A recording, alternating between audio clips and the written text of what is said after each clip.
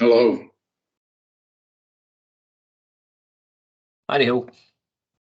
Hi, JJ, long time no speak. Hi there, Jeff. How are you this afternoon? Doing good. How are you? Good. I'm also doing well, thanks.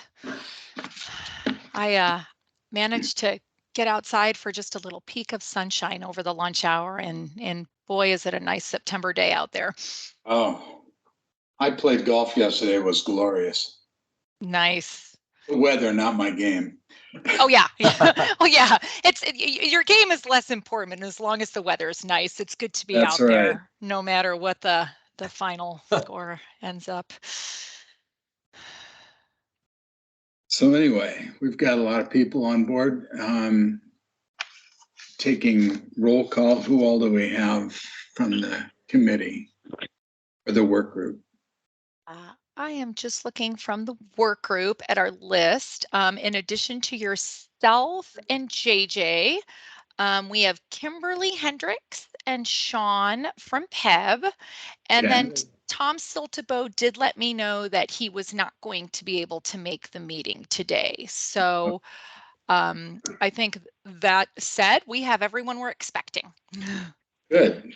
And that's a quorum. So I guess I will move right on to calling this meeting to order and then move on to approval of the synopsis from the last meeting. JJ, move to approve. This is Sean, second. Great, thank you. All in favor? Aye. Aye, all Aye. four of us on that. So first up is a hospital payment cap savings analysis. And this, we have friends from Willis Towers Watson presenting this, I believe. Yeah, hi everyone. It's good to be back and nice to see everybody. It's been a little bit of a time gap here. So today we're going to be presenting kind of our updated results of the hospital audit from 1067, as well as some updated savings projections, estimate results from 2021. And we have Ling Ebers on the phone with us today, and she is going to be walking through these results as the primary actuary consultant that produced these reports and the mastermind who is amazing at looking at Medicare reimbursement models. Hi everyone, thank you for the opportunity to walk you guys through our findings. So if we can go to slide 4 on the background. I'll just refresh everyone's memory in terms of the information. So Senate Bill 1067 was signed into law around 2017. And the law limits payments to in-network hospitals to about 200% and 185% for out-of-network. Last year in 2021, we did perform an audit analysis based on UI 2020. And this year's we requested to refresh this analysis with calendar year 2021 hospital claims.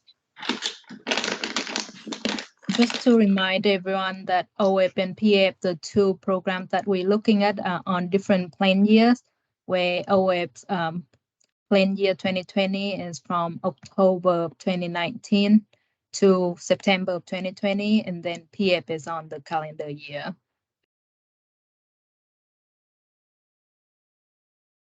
So if there's no question, let's move on to slide number 5.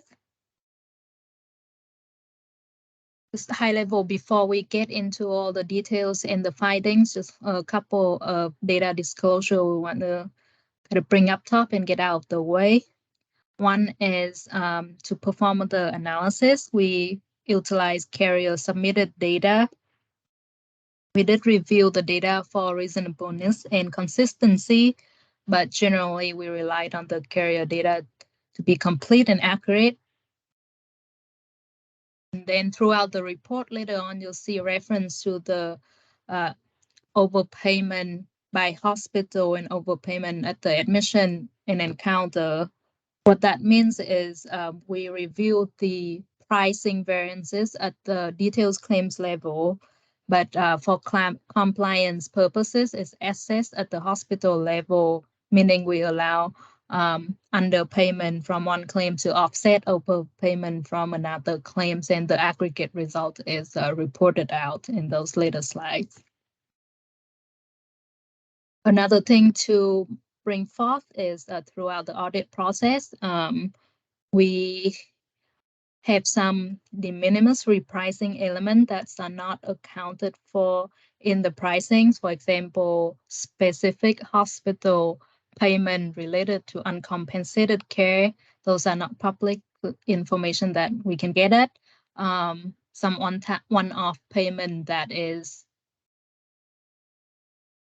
given out during the COVID time. So type of things are not accounted for in the pricing.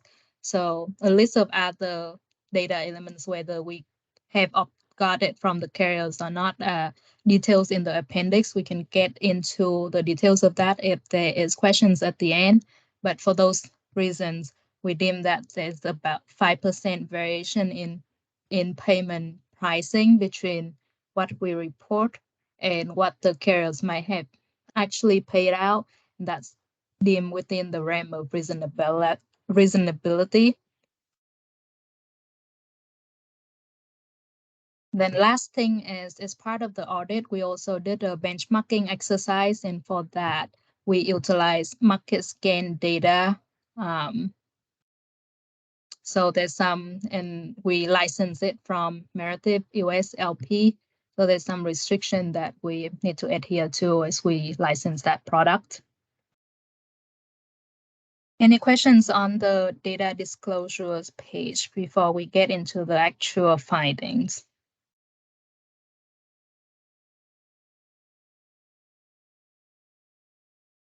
All right, time to get excited. Here we go.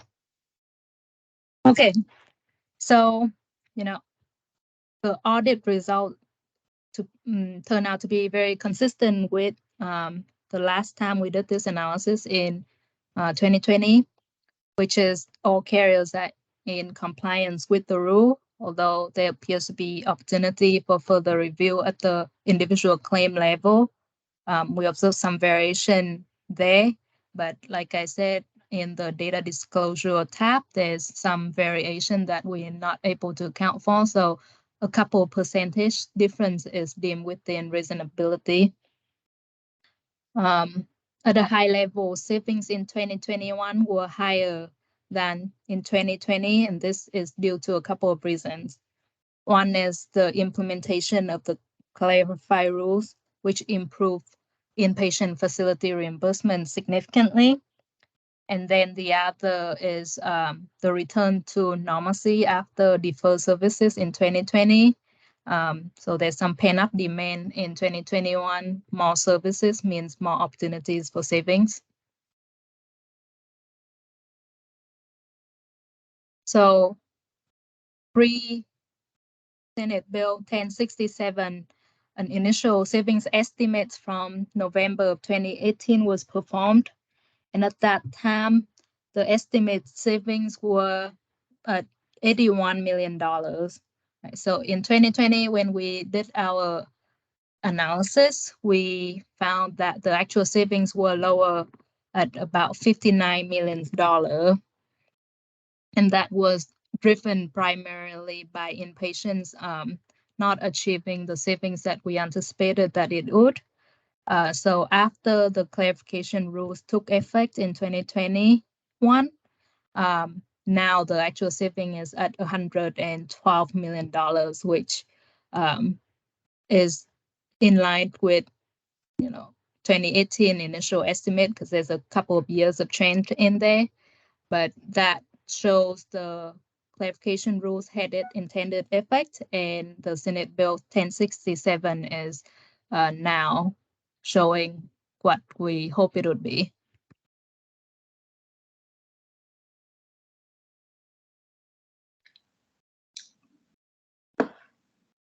Okay. So last thing is we also did a benchmarking exercise to see how the reimbursement for the OAPA program compared to regional benchmark. Senate Bill 1067 is about 5% higher than benchmark.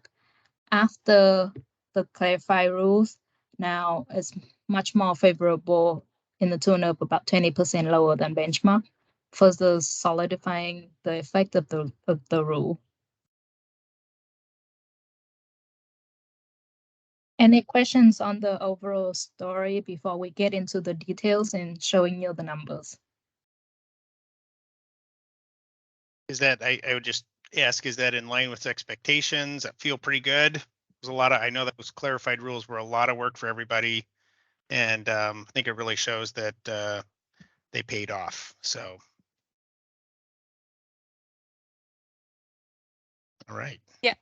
I was going to say, Brad, just to respond to your specific question, I think, yeah, I think our expectation was that there would be additional recognized savings related to that amendment to the rules. So it's good to see that the analysis is demonstrating that. Yep. Absolutely. All right, we'll get into the details here. Yep.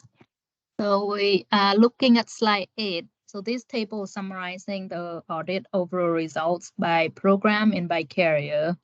The story is pretty consistent across program and across carrier. So in total, there are about $372 million of claims subject to SB 1067 in calendar year 2021 for both OEP and PF combined. Of that, the average facility reimbursement is around 163% of Medicare. This is a 9% decrease compared to the result in 2020, which is at 179%. And a lot of that, again, is driven by the inpatient facility component, which we'll get at in the next slide. At the hospital level, by which we measuring compliance, there's virtually no overpayment.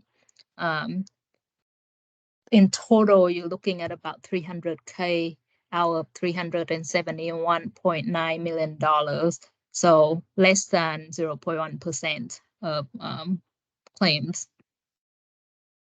If you look at the specific claims by claims, there is a little bit more variation, about 3% variation compared to what we priced. But again, as we talked through in the data disclosure, some of that variation could be driven by some of the data discrepancy between what the carriers utilize to price and additional payment that we can get our hand on because it's hospital specific and it's not available publicly. I would just pause and give a really great call out to Moda, who, took a lot of time to investigate some of these discrepancies with us and really partnered and, met with us, talked through quite a few detailed issues and really helped us to get a good understanding of what some of those differences could be. So. Yep. Right. And the details of the differences can be found in the appendix too. We list out all the findings we were able to obtain in our reconciliation process with the carriers.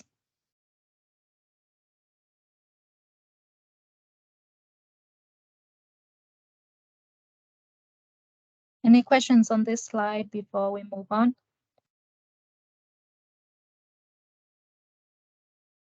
Okay, so slide 9 is diving into the inpatient facility result specifically. This is where you observe the most cost decrease from 2020 to 2021, thanks to the clarified rules. So in total, we have about $188 million of inpatient. So about half of the facility cost comes from inpatient claims. Right now, we're sitting at 150% of Medicare versus 180% in 2020. So that's a 30 percentage point decrease from a Medicare perspective. This decrease suggests that the clarification rules did have its intended effects. So all the hard work really paid off. Again, the story here is no overpayment at the hospital level is shown by all the zero in the bottom row. And then at the specific claims level, we observe about 1.9% in variation between our pricing and what the hospital end up paying.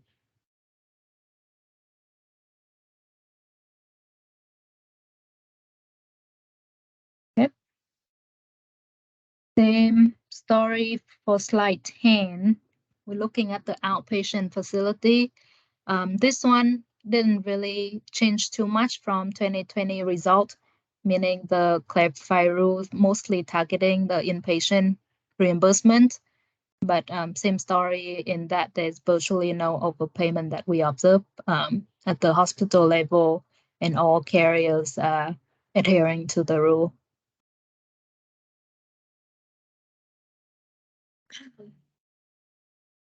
Okay, slide 12 is getting into the estimated savings of the program related to the Senate Bill 1067. We, as part of this audit process, we did an exercise to estimate what the actual savings were that were realized in 2020 and 2021.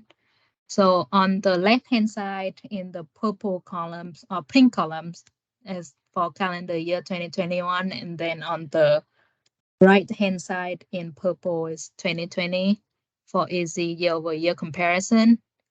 If you look at the inpatient line item, you'll see last year we had a negative $4.5 million estimated save losses compared to before SB 1067 took effect, and that had been resolved this year with the clarified rules. Now we're looking at about 24% savings, or about $38 million.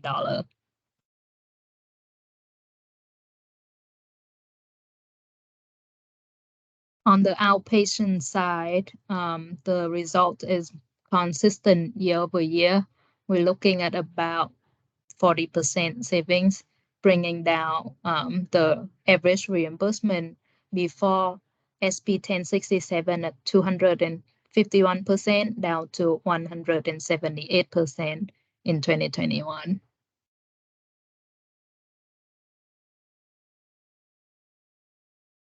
So combining inpatient and outpatient total, you would have been at around 215% of Medicare if Senate Bill 1067 didn't get signed.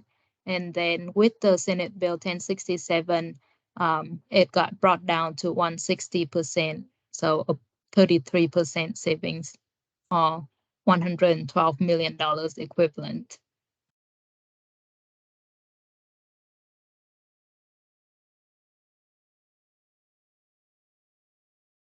Any questions?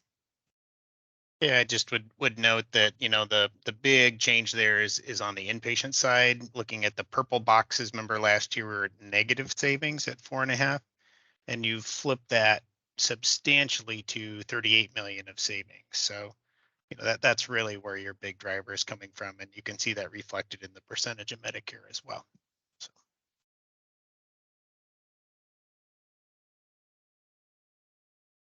Slide 13.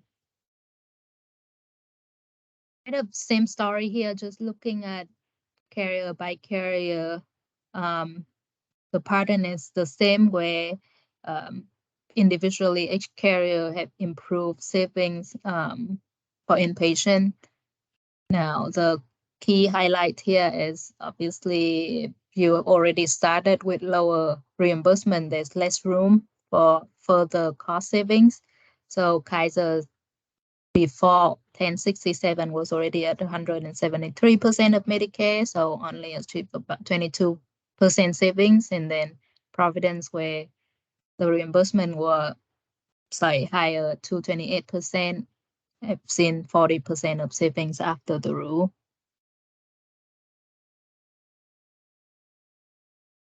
Slide 14.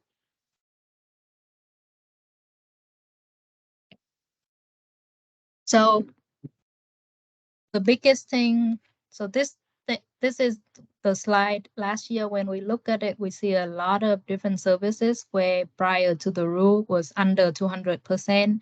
And then it got brought up closer to 200%, as can be seen in the purple columns. We want to take a look at this top 6 DRG code services again to see if after the rule, the pattern issue has been resolved, and it did. It go from 157% for DRG code 793 back down to the pre-SB 1067 level, and even improve a bit on top of that. The only one that didn't see an improvement from 2020 to 2021 is DRG code 003. And this is, we look into the data, and only 3 admissions as opposed to last year. There's 13 admissions, so it's less of an issue this year than last year. Does that make sense to folks? So last year we were seeing this kind of egregious jump up, you know, in the percent of Medicare, and I think we're seeing that this was really where we saw the effect of the clarified rules, bringing that back down. So just exactly what we were hoping for, and we think that tracheotomy, the utilization dropped substantially in 2021, and with diving super deep into the very likely driven by COVID. And improvements in COVID treatment stuff in 2020 versus 2021 versus 2020.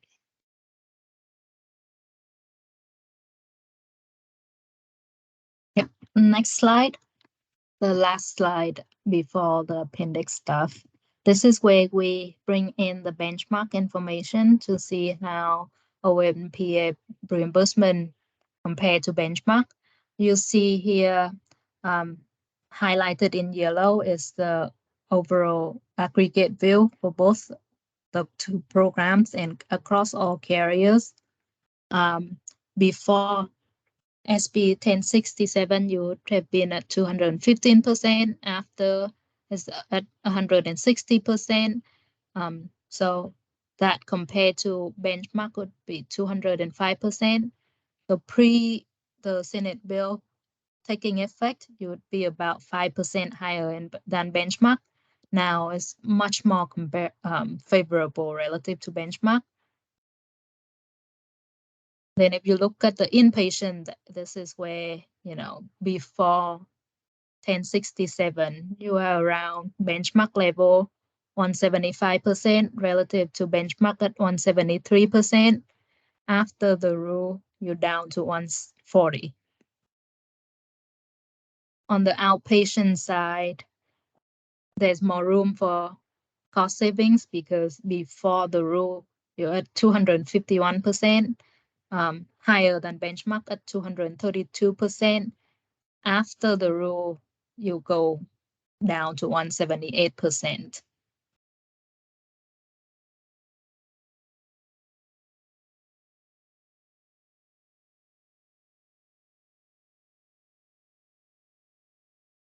Any questions?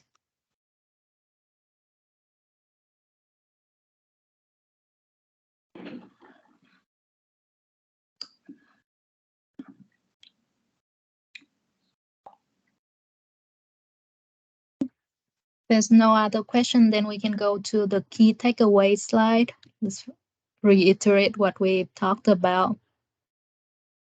So the biggest findings here, all carriers are in compliance, and that the clarified rules really show that got additional savings based on the inpatient facility cost improvement, and that compared to what was estimated back in November of 2018, take into account some couple years of trend, we would expect that 2021 actual savings would be higher than the initial estimate, but you are right where you hope to be when you put the rule in effect.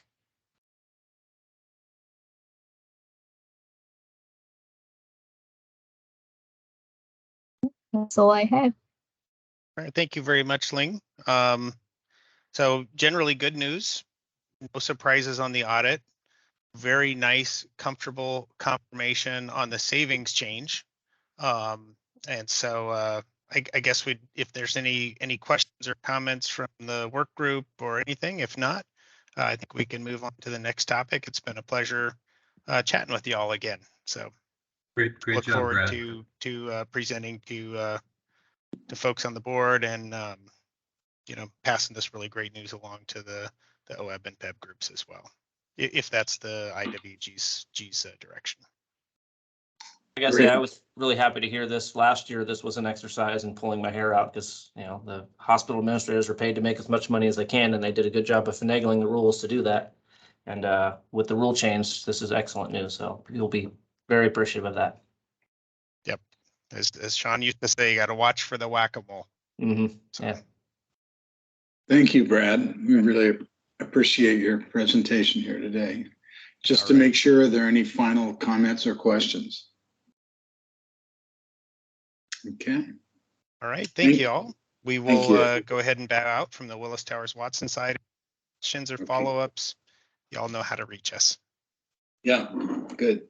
All right. Thank you very much. All right. Well, we're ready to move on to the progress report on the Center of Excellence program development. And I think, Cindy, that means you, right? That's correct. Yep. Good afternoon, everyone.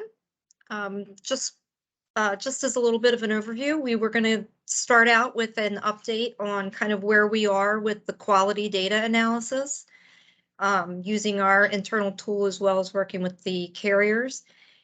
Then Emery is going to talk a little bit about some of the OEB and PEB data specifically. And then I believe Kirsten's going to follow up with talking about potential network approach and incentive approach to try to drive utilization. So we want to jump to the next slide. One more. So just to reorient everyone, we've been working with some members of the IWG as well as the carriers on, working through the development of the Centers of Excellence program. It's focused on hips and knee joints surgery for now. And the primary focus where we've been working is in quality. So really looking at how to improve access to quality care, improved outcomes, and reduce complications is really the focus. Our approach to the quality analysis has been to identify both high quality providers and facilities within OEB and PEB's top regions where most of the members either live or seek care. And then to build kind of consensus with everyone, agreement that the process has been thoughtful and that in identifying those high quality providers, it's a defensible approach. So the data we've been using, Mercer has a tool that we use called QualPick, uses the Clarify database, and it represents Oregon residents statewide. There are 100% of claims for about 20% of Oregon residents in the Clarify database. It does include commercial Medicare and Medicaid data. So we've been utilizing that. We're also working with both MODA and Providence on carrier reported metrics based on book of business or APAC data with whatever they have access to. And then also facility and provider responses to a request for information. The facility RFI was sent out by Willis Towers Watson late last year, and we'll be sending out the provider RFI probably over the next month. And we're working with the IWG to develop those strategy recommendations for the OEB and the PEB board. Sorry, this was repurposed slide. But for both OEB and PEB boards. And some of the things that we want to include in our strategy recommendations are recommendations around the number of facilities and providers that are needed in each of the regions in order to have ample access to care. So we don't want to create any kind of a bottleneck for members when they're trying to access care through the COE program. whether or not the network should be very narrow or broader. So that'll be another thing that's part of the recommendations. Plan design, incentives or disincentives, and then also some actuarial modeling to identify the impacts to the outcomes and costs based on those quality improvements. So any questions on that? Okay, we can jump to the next one. So we started out the process by developing these 5 regions within the state of Oregon, again, based on where the majority of members either live or seek care. And we are actually looking at quality data, both statewide and by region, so that we can identify top providers in each region.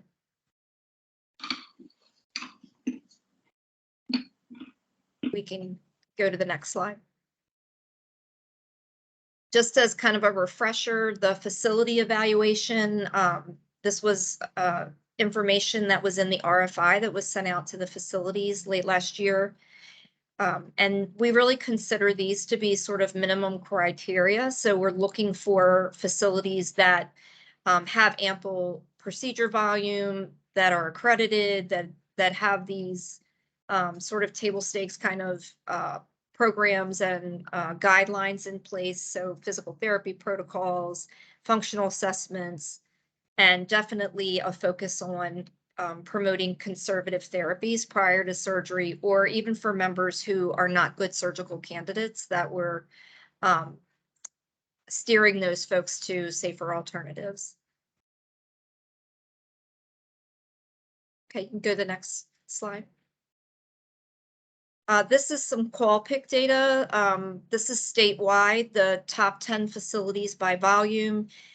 Just as a reminder, we are looking at readmissions, length of stay, and efficiency, which efficiency is sort of a stand-in for cost. It's resource utilization. And for these 3 metrics, the QualPIC database actually risk adjusts the facility data and then comes up with an expected result based on that risk adjustment. So if providers below the line, below that kind of 0% line, which is the expected result, they are actually performing better than expected. And those above the 0% line are performing above what would be expected. So we're currently in the process of doing the facility analysis. This is 2020. We're currently in the process of doing a 3-year overview, 2019, 2020, 2021. We want to make sure that we've got ample data, because we do know that there was a drop in the procedure volume between 2019 and 2020.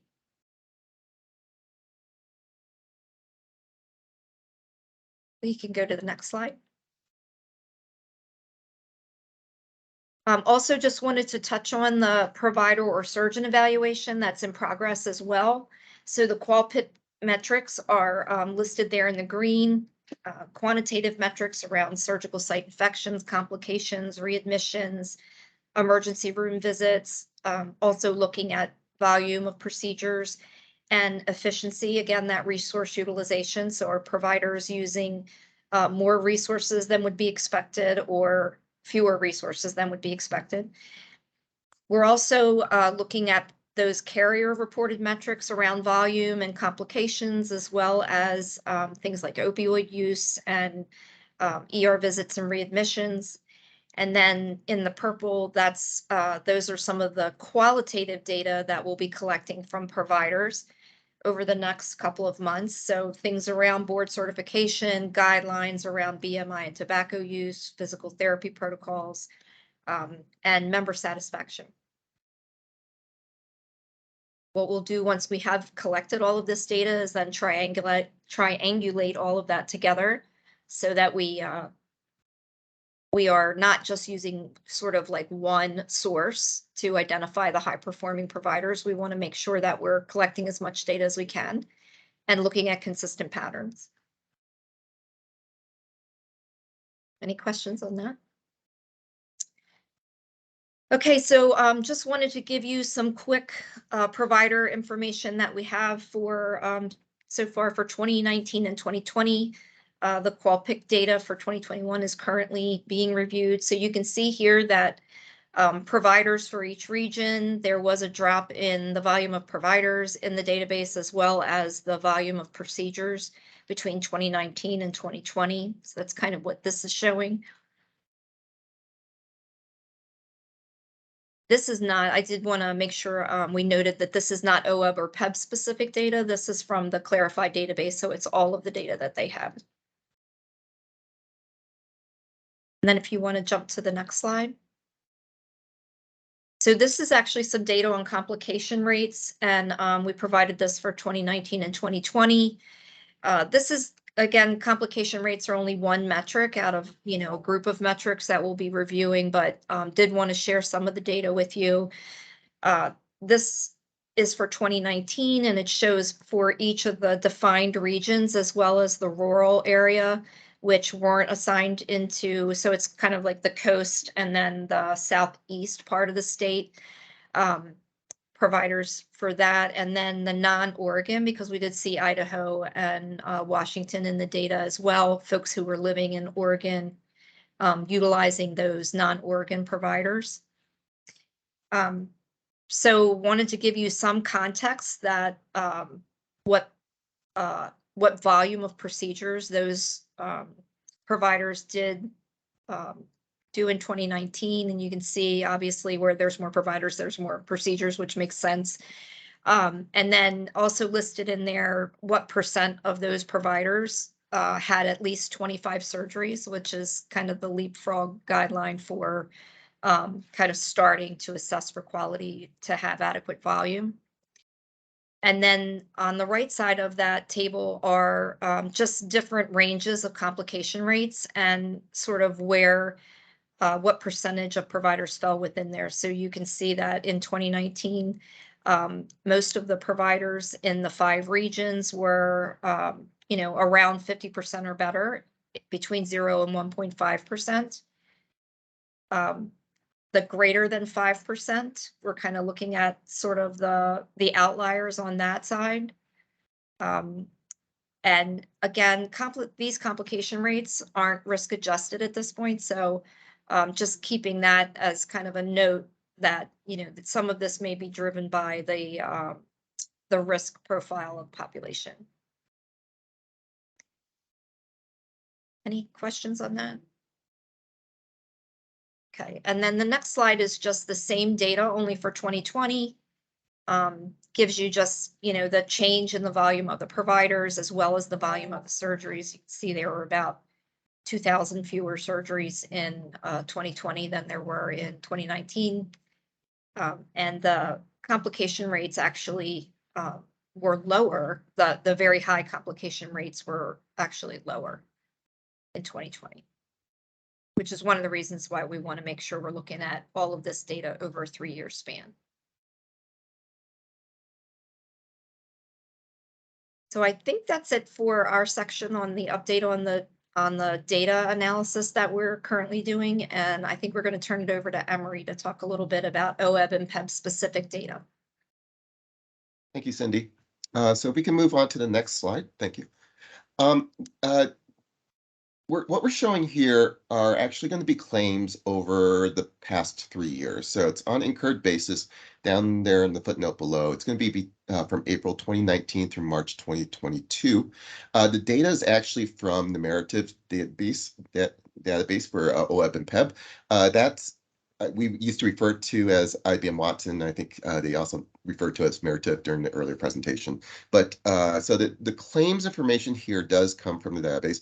What we're looking at are procedures or DRGs that we deemed or were based on musculoskeletal surgeries, and we're looking at episodes of care. So the episodes are being defined by the Meritive database. It's essentially a series of claims. You'd have procedures for certain types of claims up to the surgery, and then follow-up care as well for those claims based on the diagnosis. Once there's a clean period, which is essentially a time period where there are no claims based on for that type of service, for that diagnosis, then essentially the episode would be considered complete. So if there are some complications, and we're going to show some information where Meritive denoted or found diagnosis codes with complications for these types of services, where there are complications, that they would be essentially prior to a clean time period. So it would be essentially within like 30 days from the next to last service in this case. But what we wanted to show you was a combined OEB and PEB claims information.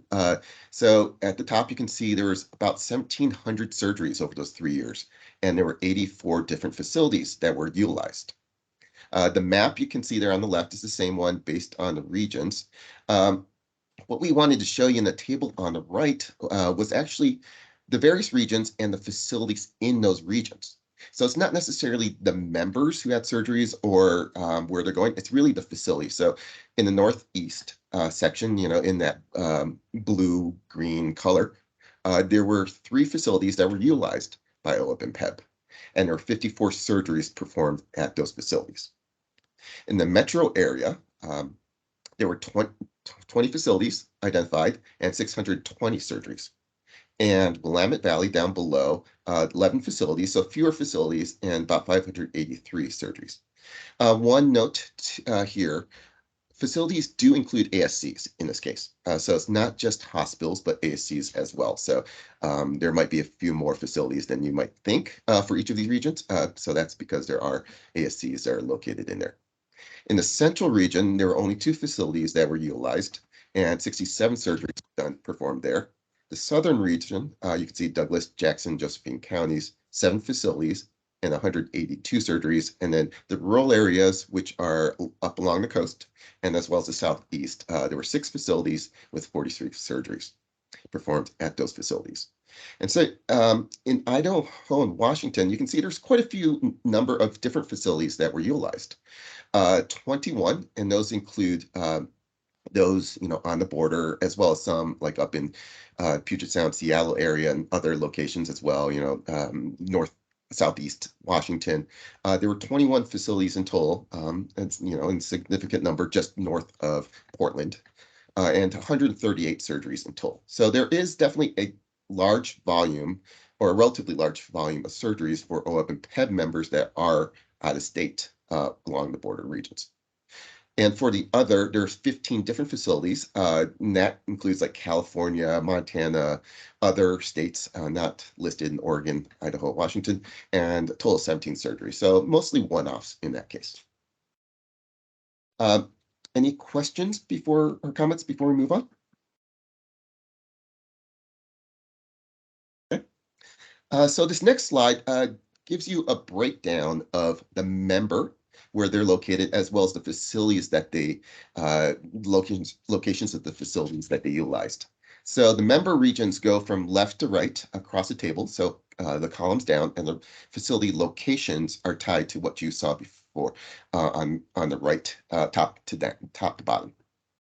So if you wanted to take a look at for example, the far left, upper left-hand column, the Northeast. So the member would be, in that case, the Northeast region. They live in the Northeast, and they also utilize a facility in the Northeast.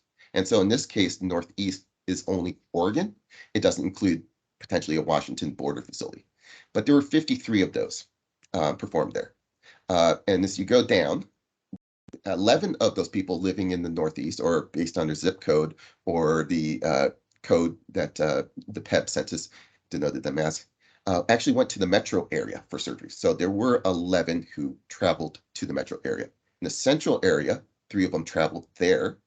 And then Idaho, Washington. So there were 59 surgeries that were performed in Idaho or Washington from people who lived in the Northeast, and then 2 other. So in total, there were 128 surgeries for people who lived in the Northeast, but only 41% remained in the region. So in this case, the region, there's some on the border that might be pretty close, but but they're not Oregon, so they're not necessarily tied to the 200% of the Medicare rule, or so there's definitely some sort of, I guess, sort of travel in that case. But there's also others who went into the metro area, which is a bit of a drive, or a bit of a trek to get that surgery.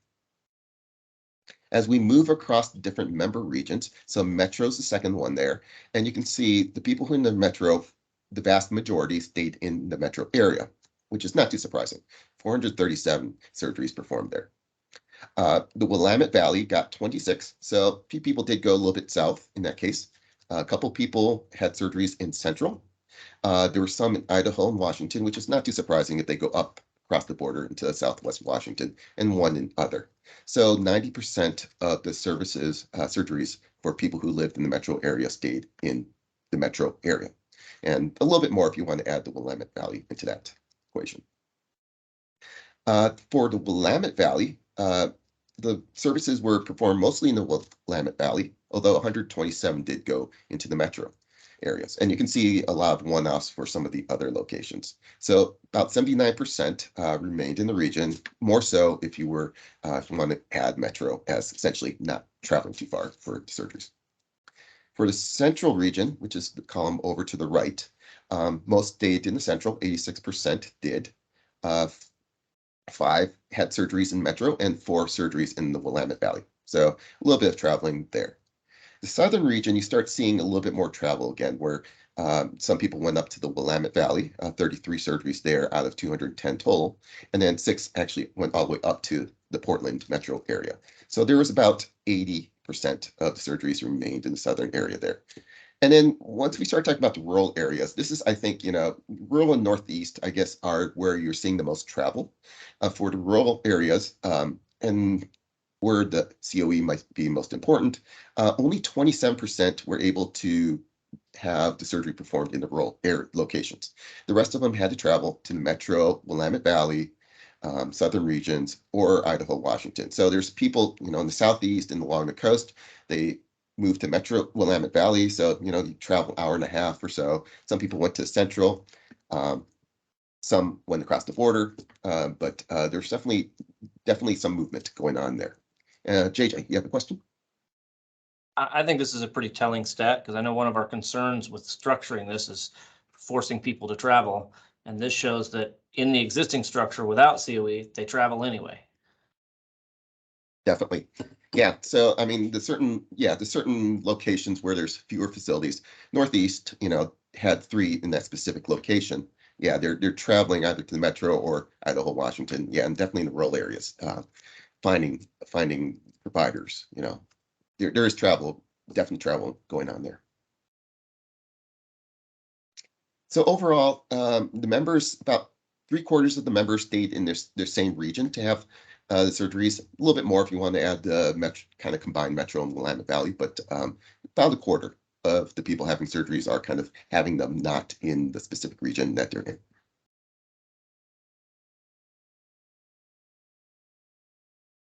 Okay. Moving on. This is a little breakout of the surgeries, and we're taking a look at it between PEB and OEB separately.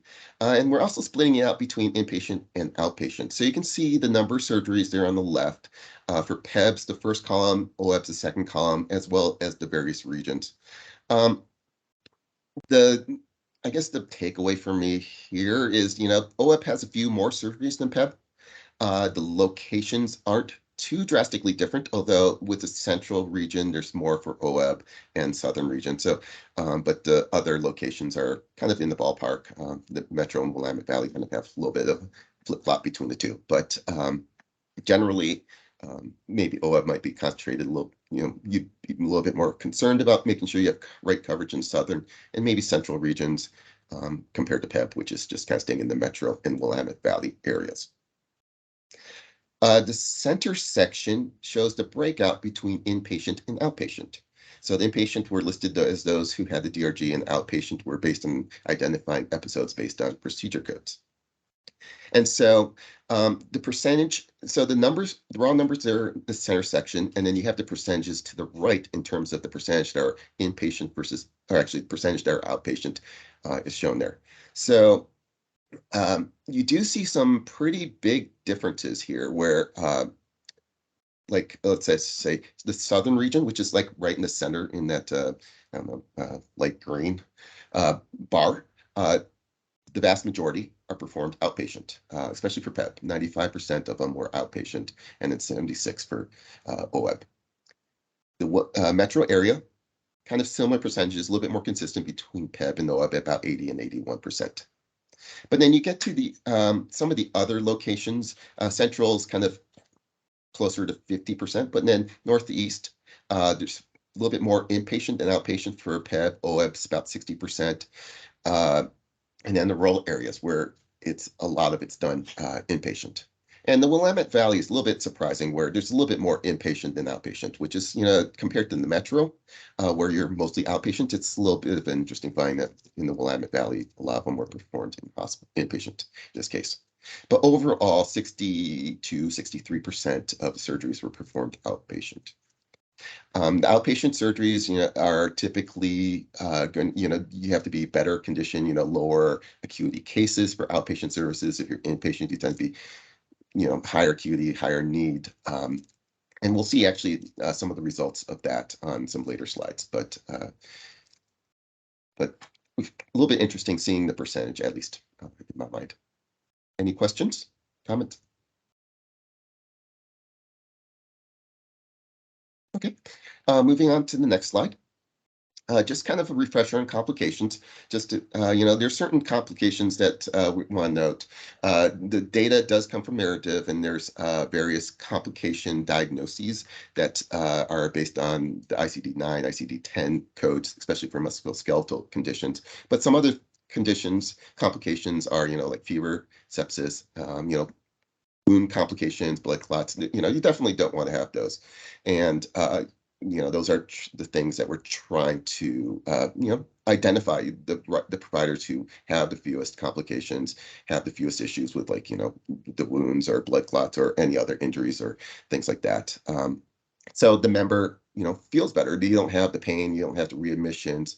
You don't need another reoperation, which would be, really bad. So, trying to identifying the right providers and potentially getting warranties if there are complications to not have those services, those additional services covered, would be like key goals, we would say, for a COE. Next slide, please. So this one takes another look at the different facilities and their locations as well as their surgeries. So you can see some of the numbers repeated on the left. It shows the total spend, so about $55 million in spend for these episodes. This is based on allowed costs. So it's not based on actual paid amounts, so the member cost sharing is not incorporated into this.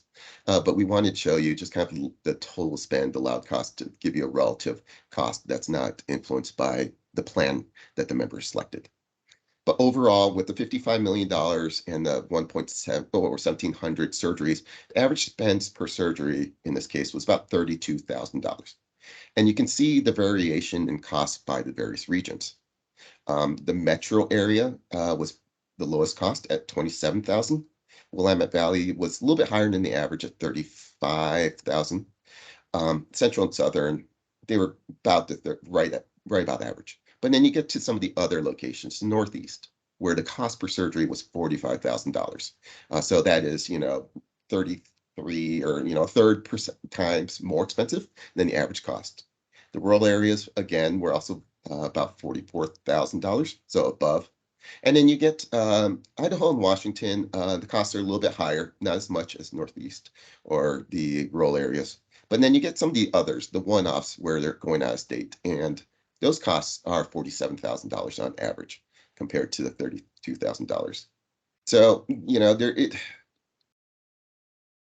there's only 17 of those, but, they are higher cost. And so, I don't know how much you can get those to be done in the location closer. Some of these members may be out of state and the facility is close to them, but there is potential savings, as you can see, if you especially move some people or help people go from like a rural or Northeast area to a lower cost facility.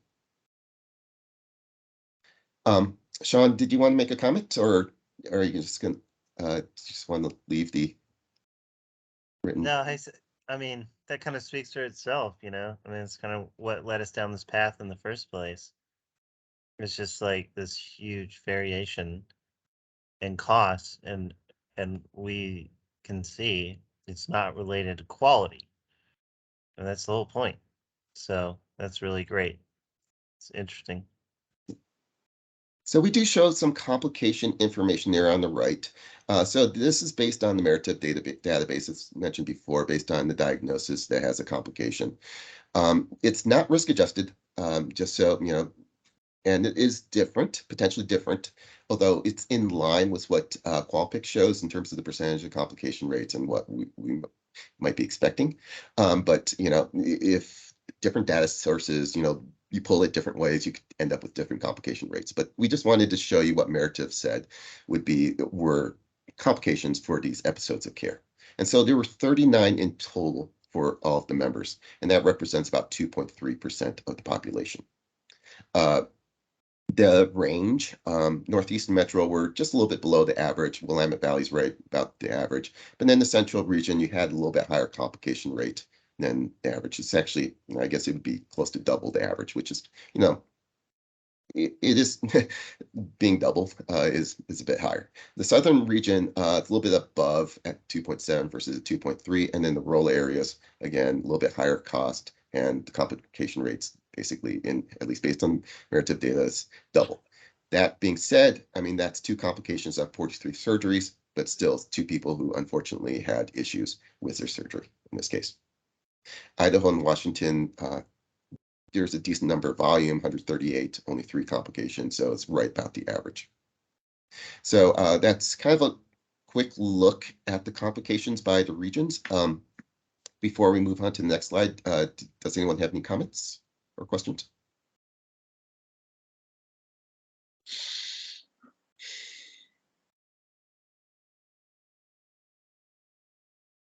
Yeah, if you're pondering. I am. So I'm just looking at the number of surgeries on the 3 lines that are over 4% complication rates, and also their costs, and kind of thinking about how does that change the complication rate. And because of the number, it would bring us down closer to 2.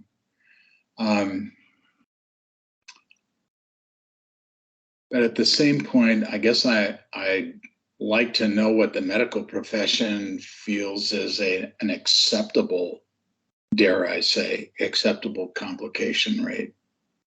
I mean, there's some that are unavoidable just because of the patient. Anyway, yeah, that's my pondering. Gotcha.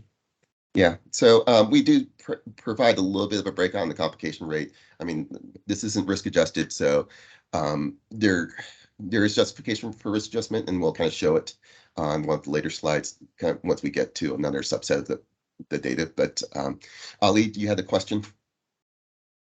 Yeah, good question, Jeff. I have a silly Oregonian question.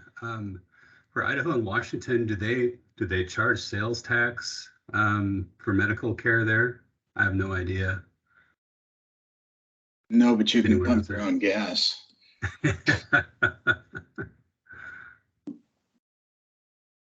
No, do they? I'm sorry. I want to say that medical stuff is exempted from sales tax, but don't quote me on that. Yeah. Okay.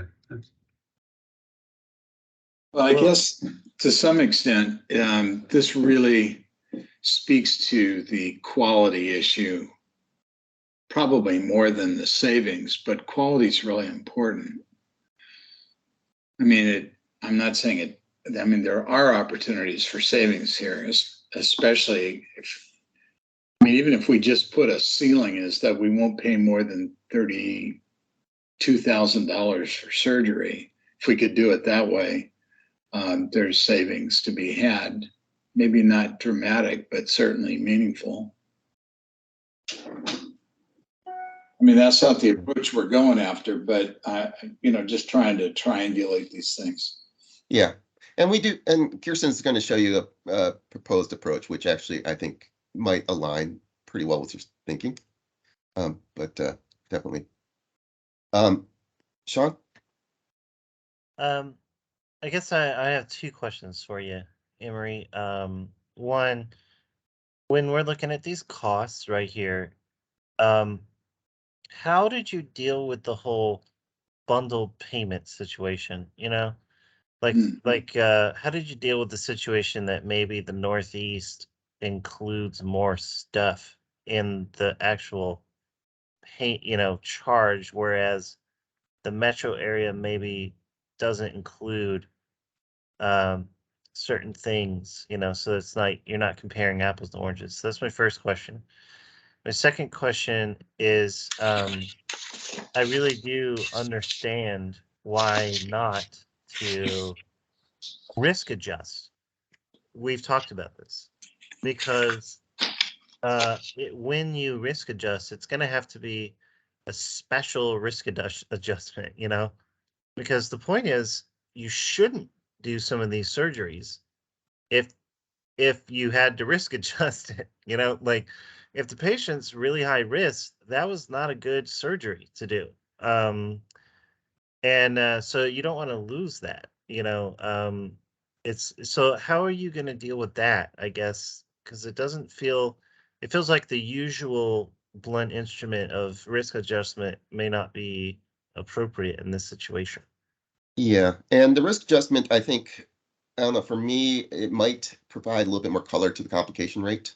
I don't think it necessarily gets to your question, and I'll actually invite Dr. Nagda to actually comment on that. But before I do that, I just want to talk about the spend.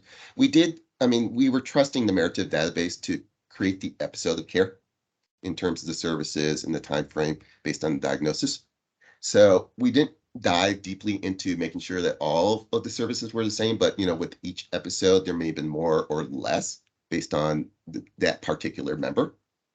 So I don't think I can completely lay your potential fears that or question about whether something's more or less, but we wanted to show it as this is the database. They're saying this is an episode of care. What was the cost for that care?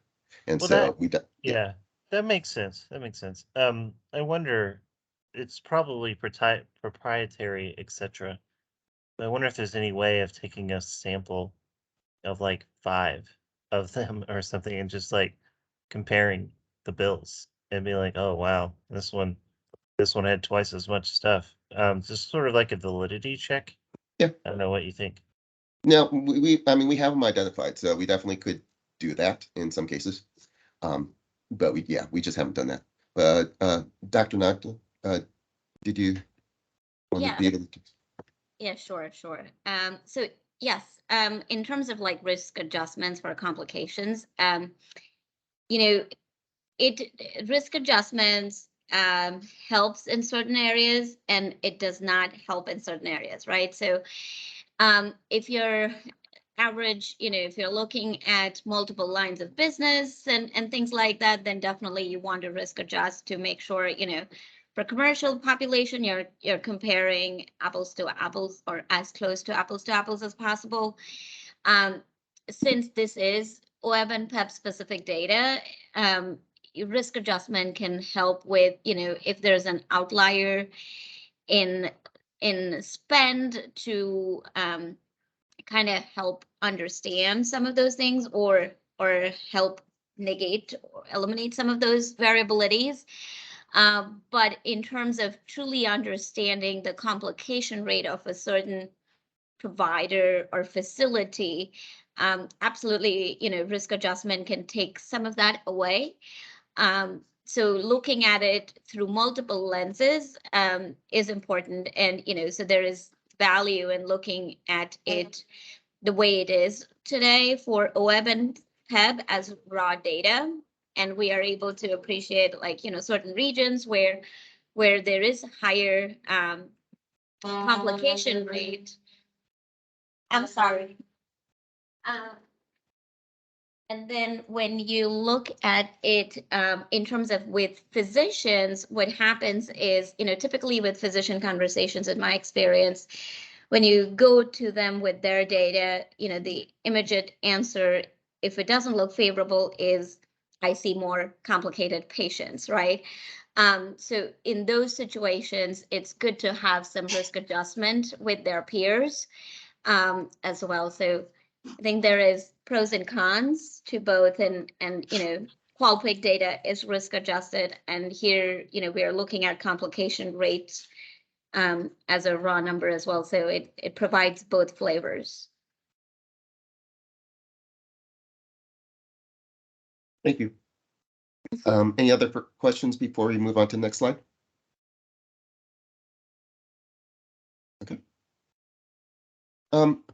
Slide 18 kind of takes another little subcut of the data that was shown, and where we break out between inpatient and outpatient. So you can see the total number of surgeries there on the left by the facility location. Then you start getting into the dollar per cost per surgery.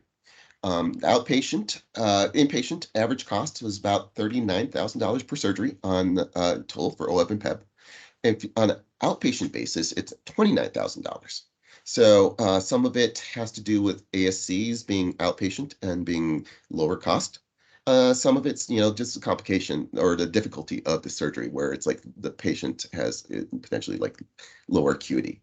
And so there's definitely a difference in cost between inpatient and outpatient in this case, some due to those two factors here. Where I think it gets really interesting is he's taking a look at the complication rate there to the right. Inpatient and outpatient. Inpatient complications, 30 of the 39 were inpatient and 9 were outpatient. The Metro actually had, 7, the majority of the outpatient complications, but it's only the complication rate's 1.4% in that case. The inpatient complication rate across the regions is 4.7%. You can see Metro's at 4.2, Willamette Valley's at 3.3, and then you start getting some of the other regions where the complication rate for the inpatients is actually approaching double digits. So, some of that, I think this is, some of the concern about risk adjustment in terms of making sure we are showing a complication rate that, makes sense. It's not necessarily, biased by, unduly influenced by where the surgeries are or the type of, whether the person was appropriate or, they're just lower risk or, just, potentially whatever other bad instances. But there's definitely a difference in the complication rate that you can see between inpatient and outpatient and for the various regions. So, diving in a little bit more on maybe some of those complications and seeing in different facilities would be interesting. The different data looks, what Qualpix has to say, what potentially other data sources have to say would be definitely illuminating, especially in the context of trying to identify the right COE providers. JJ? One thing I keep just fixating on is the Willamette Valley, how they have more inpatient than outpatient. And that's something I think we definitely should look into if there's anything we can do to influence, because all the data shows outpatient is lower complication rate, lower cost, better outcomes in a lot of cases, and yet the facilities in the Willamette Valley seem to be pushing something that's not going to give the best care.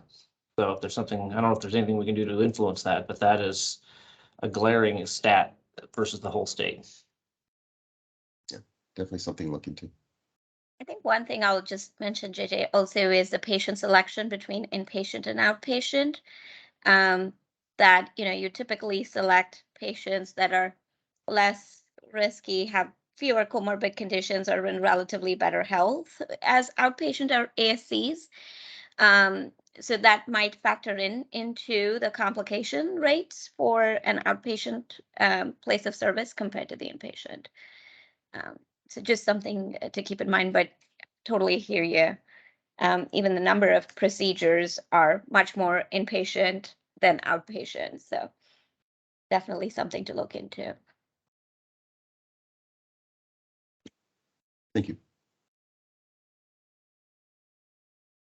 Any other questions or comments? One more thing, as we're looking at this, I think there's value in looking at what facilities within the Willamette Valley are having these procedures, because is it 1 or 2 facilities that's massively pushing inpatient versus outpatient? Because it's I don't know, it's just a glaring stat that I'm fixated on. Yeah. And is it a regional area or is it one facility issue area? Oh.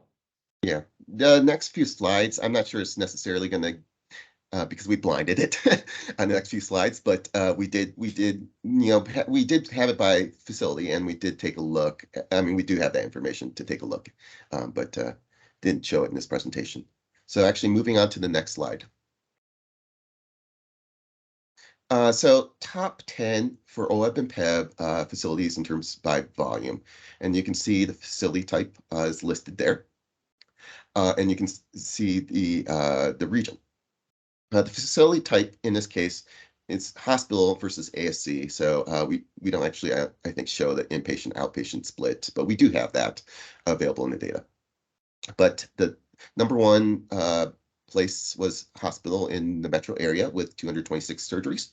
The cost per surgery was actually quite low, $25,000. So I think the average on was typically what 33,000 or something like that, 34,000, 33,000. So it was definitely lower than the average cost. And the complication rate was about 3.5%, which the rank in this case was fifth. I think there's about 16 or 17 that had complications, facilities that had complications. So, you know, it's higher than the average, but it is definitely higher than the average, but not, I guess, as drastically so as some other places. The next two in terms of volume were in the Willamette Valley. Hospitals, about 300 surgeries performed in total. The costs were very similar, about $36,000. That's kind of like just above average, and the rank, you know, there's 84 facilities, so you know it's a little bit above the median in terms of the rank, and the complications were very similar to the hospital in the metro area, and a little bit higher than the average, which was what 2.3, I think, complication rate. And ASC was actually number 4 in the metro area, and you can see the price per surgery, allowed cost per surgery is very low, $18,000, a little bit, $18,500, and no complications for that ASC. Potentially due to, you know, the fewer comorbid conditions and other things, you know, risk selection potentially there, but lower cost for the ASC. And you can see the various other locations, hospitals, central region, and then some for the Willamette Valley, performing about 50 to 60 surgeries over 3 years for OEB and PEB members. The costs were all kind of in alignment. The ASC in the southern area, costs were pretty close to average, 53 surgeries. No complications. So I don't know, some interesting information here, I think, by the potential facilities and the locations of the surgeries that are being performed.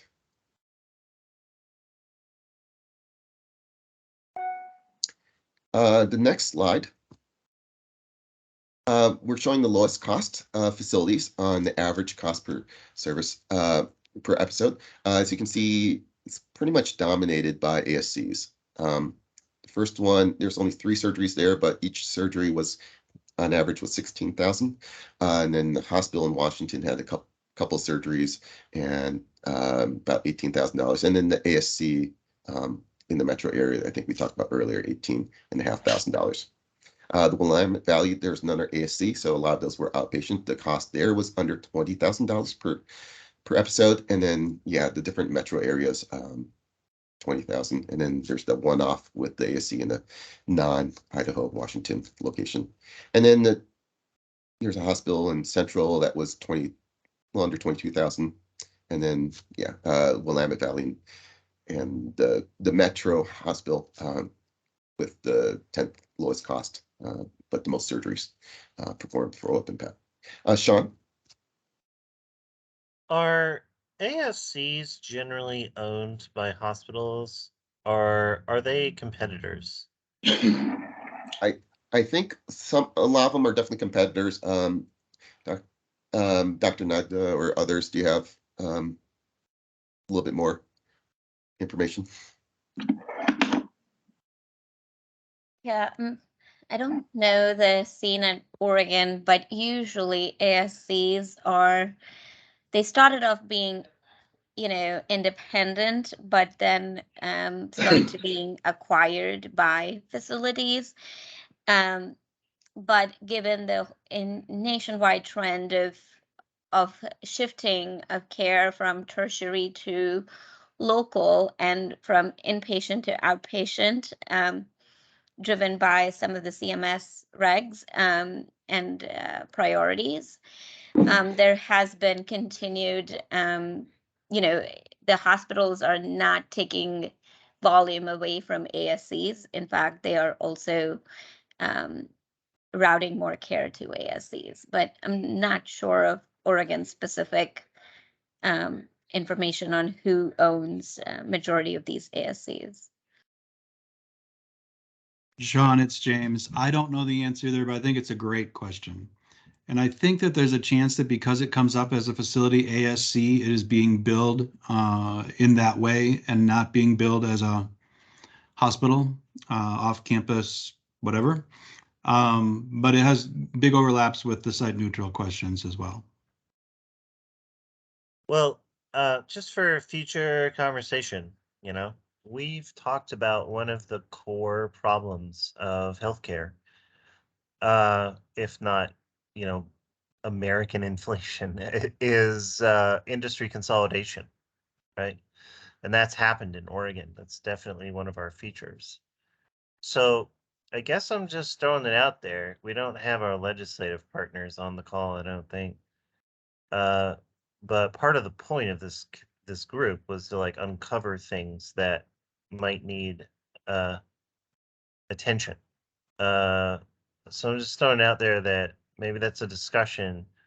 If we are currently witnessing an industry consolidation right now in the very thing that we're trying to, you know, solve, maybe that's worth a longer conversation just about that in a different format.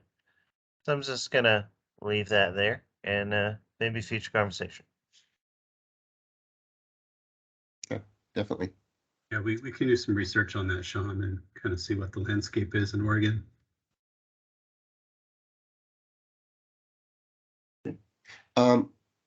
We are running a little bit tight on time, so let's move on to the next slide. So the flip side is are the 10 highest cost facilities. A lot of them are one-off, and a lot of them are out of state.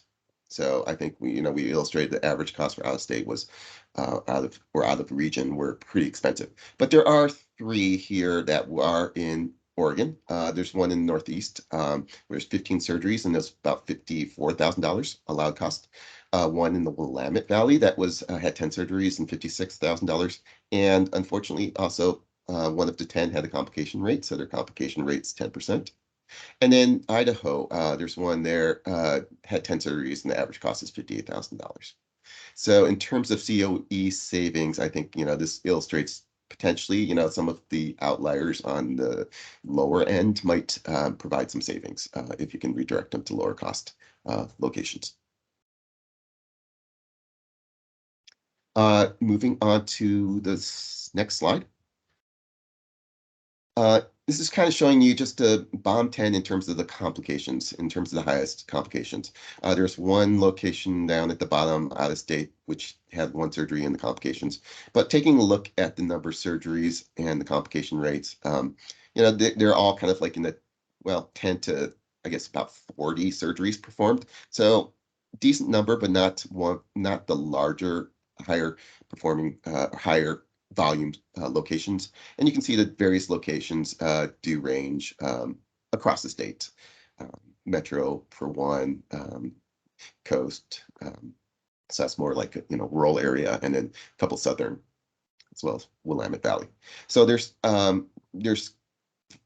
decent variance in terms of the complication rate. You can see the price per surgery. Most of those at the top with the slightly lower complication rates and a few more surgeries, their costs aren't in that average cost range. But then some of the bottom ones where you higher cost, higher complications, and then perfect, I guess model for why a COE might be needed in this case. And with actually, is that it? And with that, let's move to the next slide. And I'm going to turn it over to Kirsten for a potential sample for a potential network approach that we want to present to you. Great, thanks, Emery. So we just have a couple slides, and they're designed to prompt a conversation and get some feedback from the group so we can go forward. And I think at this point, we're thinking, just in the interest of, to use Jeff's word, triangulating all the different objectives. So we have member cost, we have member experience, quality, of course. Maybe there's some element of preserving the economy in certain small locations. So we have a bunch of different competing priorities. And in the interest of getting towards maybe an ideal solution, we might want to start with what we'll call a soft approach and then change things over time as we get consensus and familiarity in education. So if we could go to the next slide, we'll talk about a couple of the considerations. So if we think about all of our providers and ranking our providers in terms of, hey, we really don't want you to go to these providers, we'll call those tier 3. Because we've identified that maybe because of their average cost or their expected quality outcome, we just think that there's a better place for you to go get care. So we might call those providers non-preferred providers, and they would become out of network from a benefit design perspective. At this point, we're thinking maybe we could look at bottom percentage of the providers. Maybe we start at 25%. We could also look at that in a more nuanced way if we want to make sure we have at least a certain number of providers in each region. And then those providers wouldn't be held to the additional requirements of the COE. So they wouldn't be signing on for warranties or agreeing to certain practice standards. They would have the out-of-network cost sharing, and there would be no travel benefit and no financial incentive. And the financial incentive we're showing on this slide, again, just as an idea, is a waived additional cost tier copay. And then if we think about, okay, so we're going to identify the bottom providers, and everybody else is going to be a preferred provider. And these providers will be in-network and get the in-network cost share. So it will be the same for members as it is today, no worse for any of the members. But then within those providers, there are going to be different levels of engagement and interest in the COE. And so we thought maybe one approach would be to recognize the providers who are excited about the COE and call them something like, elite tier 1 providers. And these are the providers that have gone the extra mile to agree to warranties, to practice standards. They'll still be in network, of course, with in-network cost sharing, but they might have a financial incentive for members to see them. Waive the ACT copay as an example. And then everybody else would be, all the other providers would be in the middle. They're good providers. We don't have quality issues with them. We haven't identified them as the highest cost providers. Members can still go. And this tranche of providers is important for maintaining access, making sure members aren't traveling too far, keeping business in the local communities. But then we would potentially maybe not have the financial incentive piece on this level of provider, just to differentiate, the good from the super good. So maybe I'll pause there and let you guys kind of digest and react. And again, the goal was just to show something for the purpose of starting a discussion, not to say, hey, this is what it's going to be.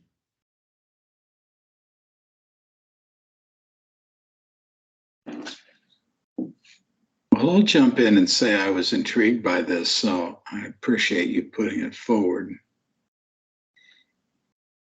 Yeah, thanks, Jeff. There's been a lot of collaboration from a lot of different partners and perspectives along the way. So I think we're hoping that the soft launch approach is maybe a good open door to get a foot into the COE world. Yeah, I appreciate it. This is simple. I kind of like it.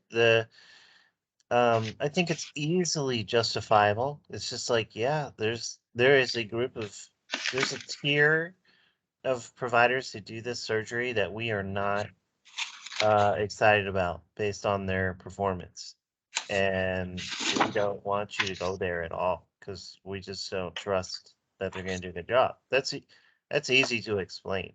And then it's also easy to explain that it's like we've identified this group that's really it's really good. They have they're guaranteeing certain warranties and things. Like we feel good about them and they're the elite. But you can go to tier 2 and it's fine. It's like that sort of I can frame that, discuss it pretty easily. So yeah, it's a pretty good idea. It's a good I start.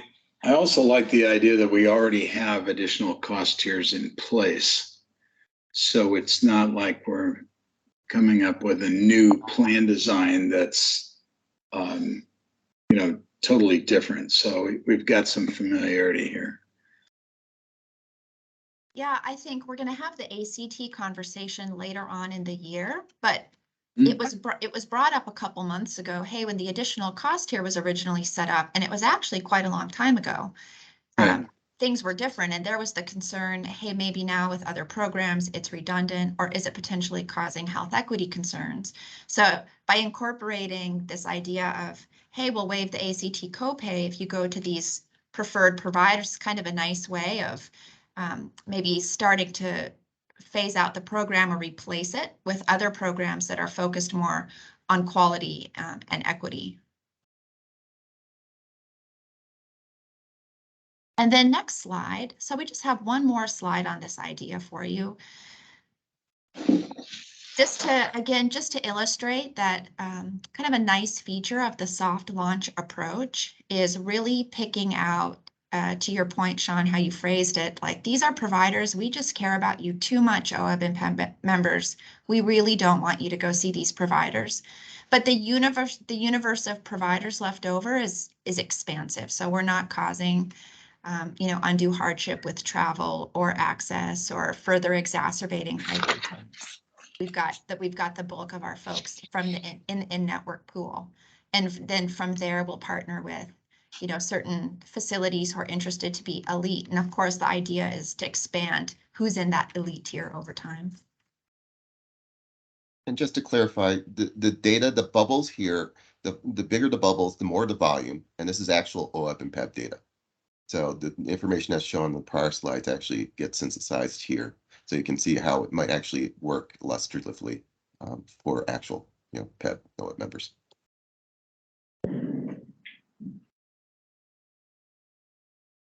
I would say long-term, my concern is it'd be nice if you'd go to the cool providers. I don't think that's going to work. I don't think people will pay attention to that unless you have a stronger approach, the thou shalt approach, which is far less popular. I question the totality of the savings. Yeah, JJ, I think it's a good point. And I think that with the soft launch, there is a little bit of a trade-off, which is, maybe we're trading member support because it does retain a lot of access and it does retain a lot of choice while still focusing on provider or on member education. We're trading maybe some potential cost savings for acceptance and integration of the program in the beginning, with the goal of working towards potentially a more cost savings focused solution in later years, where potentially the program is mandatory at that point because everybody knows who to go to. So it's not an issue to make it mandatory. They already want to, they've been educated. So it's kind of part of the multi-year approach, but I certainly hear you about that. Yeah, I mean, I could support a long-term goal of getting to that. Yeah. But I think unless we have a long-term goal of that, I don't know, I just don't see the point. We do all this work, we all this stuff. It's been my observation that if you give people the choice, they're going to go with what's easy, and what's easy is what's close. And that's not necessarily what's best for them. And I really like the focus on quality. I really appreciate all that work because that's really where the savings are.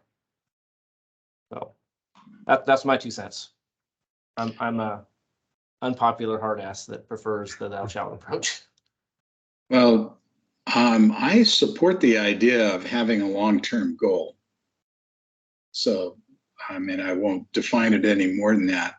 And so I agree with you that as we go along, if we can articulate a 3-year phase-in or 5-year phase-in, and then we march to that cadence, that's something worthy of considering.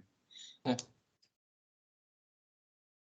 Plus, we'll get more data as we go along. So, yes.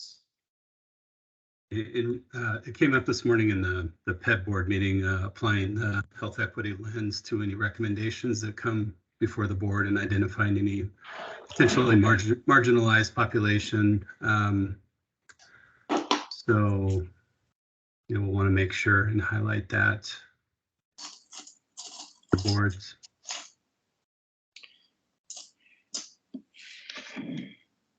Yeah, thanks, audience member. I mean, is Well, that something, yeah, that is going to be a main question from PEB board for sure.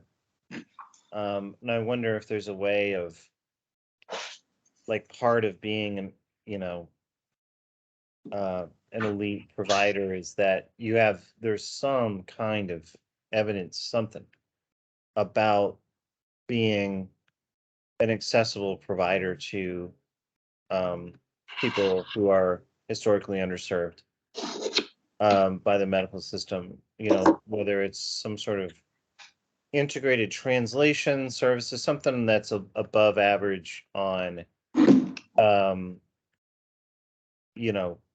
accessibility, diversity of providers, something, you know what I mean? Yeah, I like that idea a lot. Okay. Well, thank you, team. Yeah, thanks. That wraps it up for the COE work. So thanks, everybody. Yeah. Do we have any public comment? No, there's no public comment. Okay. Well, with that said, we're just a couple minutes over, which is not bad at all. So I will adjourn the meeting.